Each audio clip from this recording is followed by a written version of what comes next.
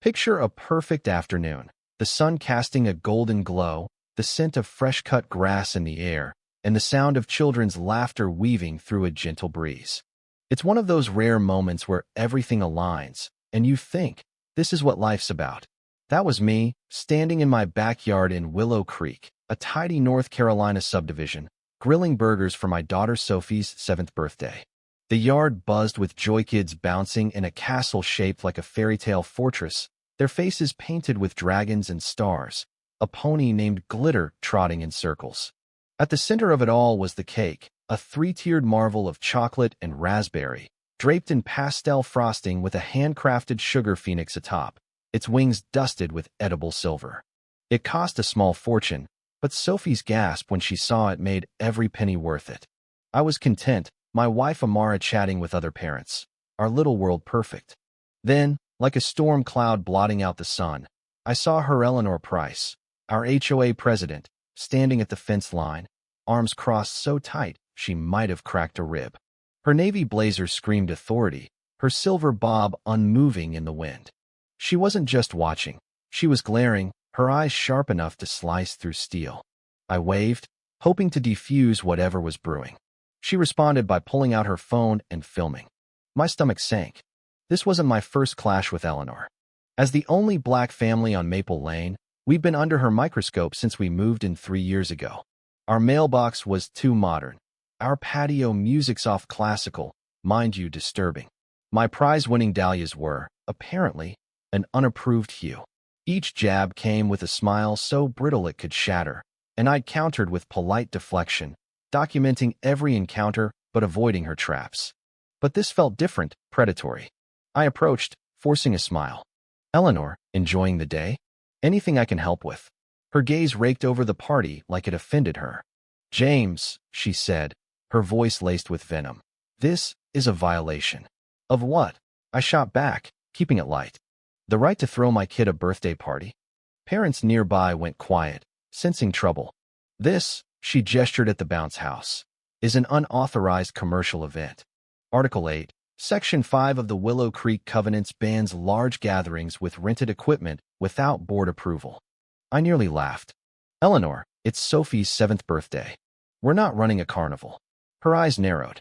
And the noise, she hissed, pointing at the giggling kids, exceeds the 50 decibel limit after noon. My patience frayed. I'm a logistics manager, used to handling high-stakes crises with calm precision, but her cold, calculated attack on my daughter's joy pushed me to the edge. Sophie ran up, asking for a soda, but froze when she saw Eleanor, her smile fading as she ducked behind me. That was it. Eleanor, I said, my voice low, this is my home. This is a private party for my child. You're not welcome here. Go back to your yard. Her face twitched, shock giving way to fury. I'm the HOA president, she spat. I uphold this community's standards. You people think you're above the rules. You people. The words landed like a slap, heavy with intent. Amara started toward us, eyes blazing. Eleanor, undeterred, pulled out her phone again. I'm calling the authorities, she declared, dialing 911 right there, in front of Sophie and her friends.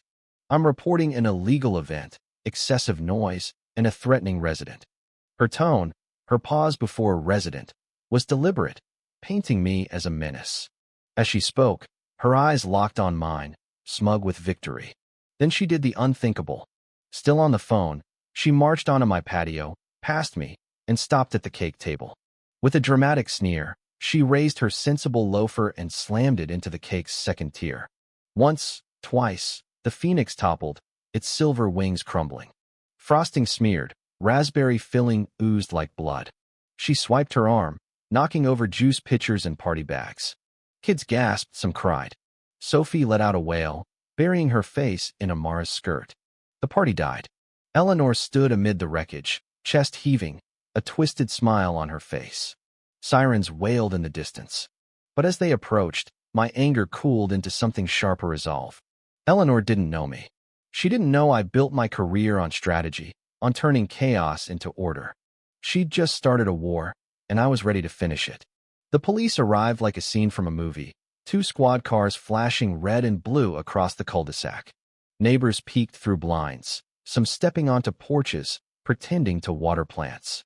The officers Sergeant Callahan, grizzled and world-weary, and Officer Reyes, young and stiff, climbed out. Eleanor rushed to them, launching into her tale before they could speak. "Officers, thank God you're here. This man," she pointed at me, "is holding an illegal gathering, disturbing the peace, and he threatened me." I stood silent by the ruined cake, Sophie now inside with Amara, letting Eleanor spin her lies. My mind was already working, cataloging every detail. Callahan listened, his eyes scanning the bounce house, the spilled juice, the terrified parents still lingering. His gaze lingered on the cake, a faint grimace crossing his face. When Eleanor paused, he turned to me. "Sir, your side?" I kept my voice steady. "I'm James Carter. This is my home. Today's my daughter Sophie's 7th birthday. We were having a small party. This woman, Eleanor Price, complained, called 911 with false claims, then trespassed and destroyed my daughter's cake." Reyes scribbled notes. Callahan crouched by the cake, eyeing the loafer print in the frosting, then Eleanor's shoes. "Ma'am," he said, "did you do this?" Eleanor scoffed. "I tripped." He was intimidating me, creating a dangerous environment. A parent, Mike, stepped forward, his voice shaking with anger. "That's a lie. I saw it. We all did." She stomped it deliberately, scared the kids. Callahan's eyes hardened. "Sir," he said to me, "do you want to press charges for trespassing and property damage?" The moment hung heavy. Part of me wanted her cuffed right there, humiliated in front of her kingdom. But the strategist in me took over. A misdemeanor was too small, a petty win she'd spin into victimhood. I needed her entire world dismantled, legally, methodically. "No, officer," I said, surprising both cops. Eleanor's smugness returned, thinking she'd won. "I just want to salvage my daughter's day." "But," I added, locking eyes with Callahan, "my security cameras caught everything, from her filming us to the cake." Eleanor's smirk faltered. Callahan nodded, understanding. "Ms. Price," he said, his tone like iron, "go home. Don't speak to Mr. Carter or step on his property again. Another call here, and you won't like what happens." Eleanor sputtered, her face clashing with her blazer, but deflated under Callahan's stare. She stormed off, her door slamming like a gunshot. Callahan handed me a card with a case number. "If you rethink charges, use this." "I'm sorry this happened." They left, and the yard felt hollow. Parents gathered their kids, offering apologies. Amara and I stood amid the debris, her arms around me. "You did good," she whispered. "I wanted to tear her apart," I admitted. "Why no charges?" "Because," I said, glancing at Eleanor's twitching curtains, "she wants a public brawl. I won't give it to her. This was about us being here, a black family daring to thrive. She made Sophie cry, brought hate to our home. She won't pay with a fine. She'll pay with her empire." Amara nodded. "So what's the plan?" I smiled, cold and certain. "Pizza, Sophie's favorite movie, and tomorrow, we start phase 2. Eleanor wasn't a one-off. Her attack was the climax of 3 years of relentless harassment. It began subtly notes about our improperly aligned trash cans, our overly bold garden flags. We were the only black family in our corner of Willow Creek, and we expected some side eyes, but Eleanor's crusade was different. "I'm a planner, always have been." Amara teases I'd have color-coded the Ark's animals. So, I read the HOA's 200-page rulebook cover to cover, highlighting absurdities, approved paint shades, lawn ornament bans, even cohesive holiday lights. It was a dictator's playbook, and Eleanor was its author. The first violation came weeks after we moved in. Our sprinklers ran too long. Then, our car was parked too close to the curb. Each note was trivial but deliberate, a campaign of attrition. Meanwhile, the Wilsons' rusty swing set and the Garcias neon wind spinners went untouched. I started a file, first paper, then digital, logging every note, every encounter. When Eleanor criticized my lawn mowing angles, too chaotic, I thanked her and mowed sharper diagonals. When she told Amara our marigolds were too orange, Amara planted more. Once, I had friends over, playing soft jazz on a patio speaker. Eleanor appeared, claiming complaints about that music's rhythm. I turned it up a notch and smiled. My friend Derek, a prosecutor, warned, "She's not just nosy. She's dangerous." He was right. My file went high security, with photos of the Wilsons' violations and audio memos of Eleanor's snipes. I didn't want war. My job is high pressure. Home was my refuge, where I was just James, not a manager or a symbol. But Eleanor was eroding that. Amara and I debated moving, but I refused. This is our home, I told her. We won't teach Sophie to run from bullies. So, we stayed, documented, and waited. The party was my biggest event, and I prepared checked noise laws, vetted vendors. I expected a snarky email, not a full assault. By crushing that cake, Eleanor didn't just cross a line. She obliterated it, stepping into my arena, evidence and law. The day after, Sophie was a shadow, curled up with a surviving party favor, a tiny phoenix. Her pain hardened my resolve. My first call was to Marcus, a former colleague turned security guru. James, you dodging corporate espionage now, he joked. I laid out the saga. She's not smart, he said, but she's reckless. You need more than cameras. You need a fortress. His team arrived, posing as utility workers, and installed military-grade cameras, 4K, night vision, audio, covering every angle, with one aimed at Eleanor's door. Feeds went to an encrypted server, accessible anywhere. The net's set, Marcus said. Wait for her to trip. Next, I weaponized my file, building a timeline of every violation notice, cross-referenced with photos of neighbors' unpunished infractions. I contacted Mike, the parent who'd spoken up. Anything you need, he said. She once fined me for uneven mulch. 2 other parents gave affidavits, detailing Eleanor's rampage. Then I called Vanessa Holt, a civil rights lawyer I'd faced in a corporate dispute. She was a lion, relentless but fair. James, calling to surrender, she teased. I explained everything. You're a logistics guy with HUD-level clearance, she said, laughing. This HOA lady picked the wrong fight. We're not suing her. We're suing the HOA, naming her and the board for discrimination, harassment, emotional distress. Their insurance won't save them. She loved the police report angle. Smart, keeping charges in reserve. For 2 weeks, Eleanor went quiet, her car coming and going, no patrols. Amara hoped she was done. She's not, I said. She's plotting. On day 18, an HOA email announced a new rule. Flower beds must be 80% neutral blooms, a clear shot at Amara's marigolds. I sent it to Vanessa. She's awake. Her reply, keep those flowers bright. Then came a delivery new grill, unloaded in 12 minutes.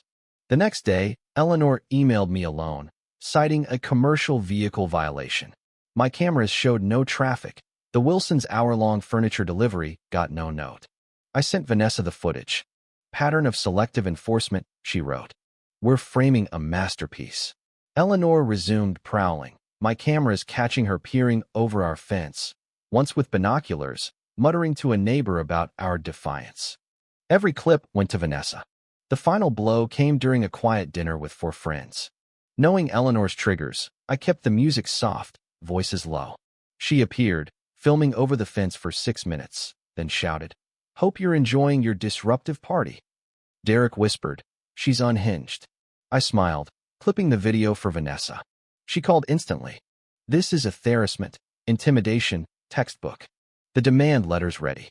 Monday, the HOA will choke. The letter hit like a missile, sent to Eleanor and every board member. Vanessa's 15-page masterpiece outlined a pattern of racially motivated harassment under the Fair Housing Act, citing every incident, from the sprinkler note to the cake, with photos, affidavits, and the marigold rule.